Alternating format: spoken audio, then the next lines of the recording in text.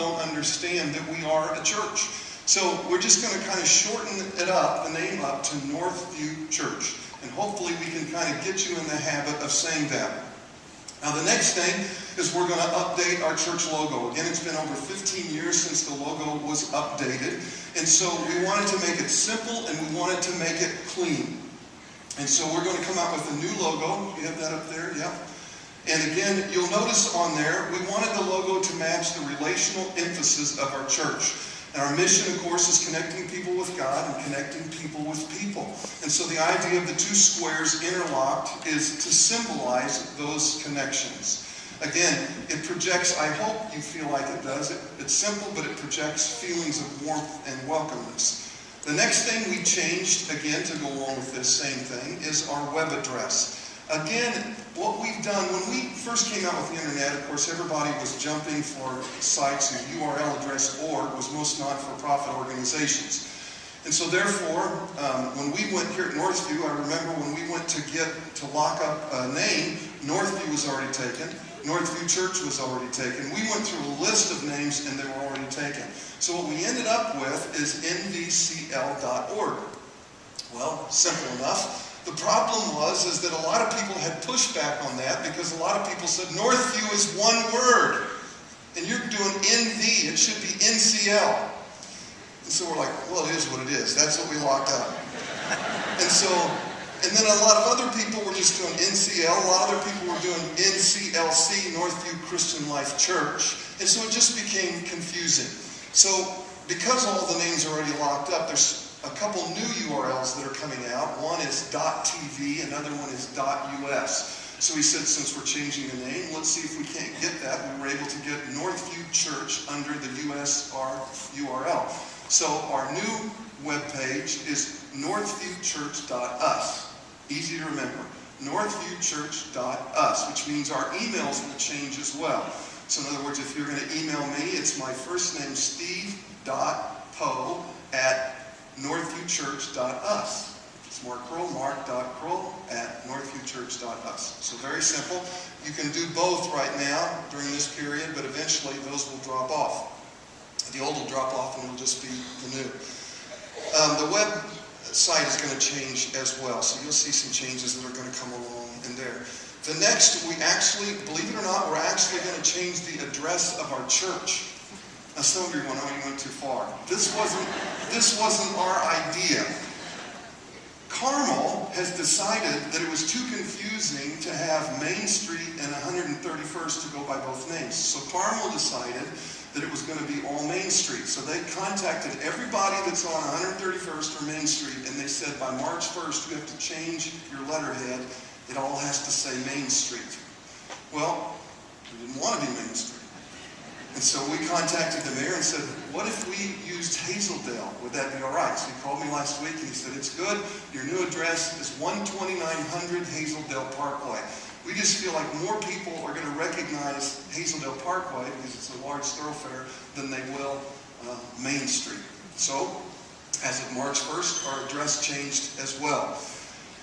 The next thing that we will have to do is that our entrance used to be right on the top of the hill of 131st, and of course, as you know, we did away with that entryway, and we do have two driveway entrances now on 131st Main Street, and then an entrance on Hazeldale. And so we had some entrance signs designed.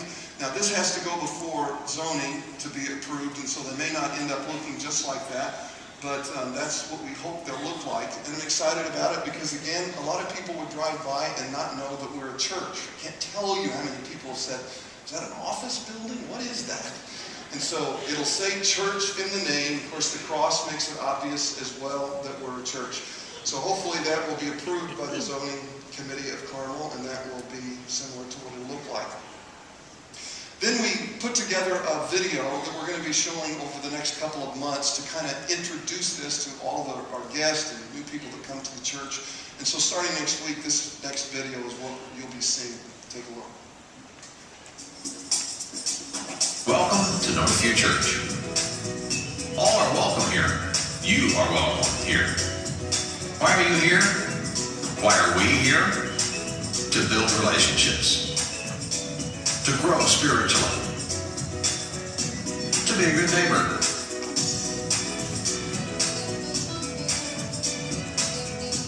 We are flawed people.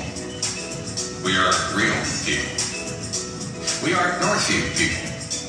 We are a multi-site church united under one mission. Connecting people with God, connecting people with people. The church does not exist for us. We are the church, Northview Church.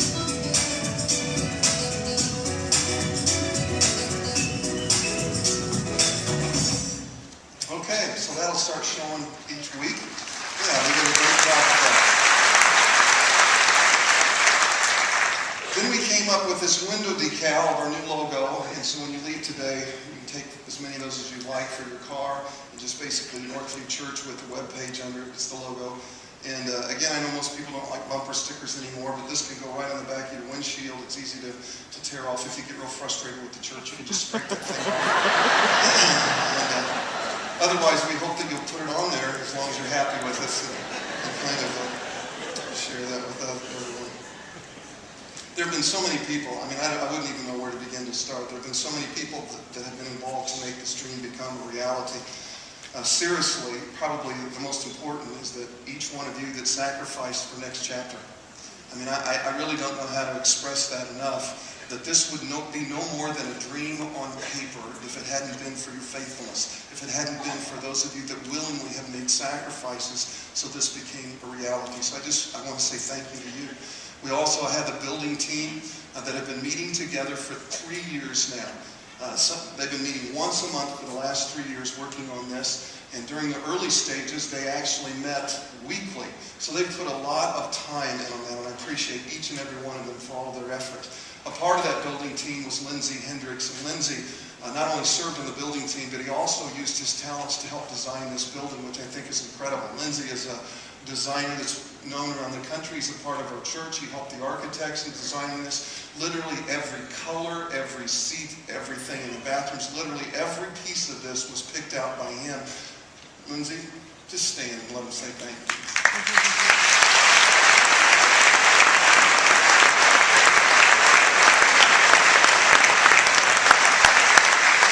You see his fingerprints everywhere. Rick Belden is a part of our church. He was the church representative, and so he met with the contractor to represent the church, and I appreciate all that he did. Staff, trustees, and elders have all had time invested in this. Our contractor, William Cooper with S&B, the subcontractors, the architects. There's just been so many people that have been involved in this thing, and I think you would probably agree that they've done an outstanding job. And so I'd really like to just give all of them a round of applause.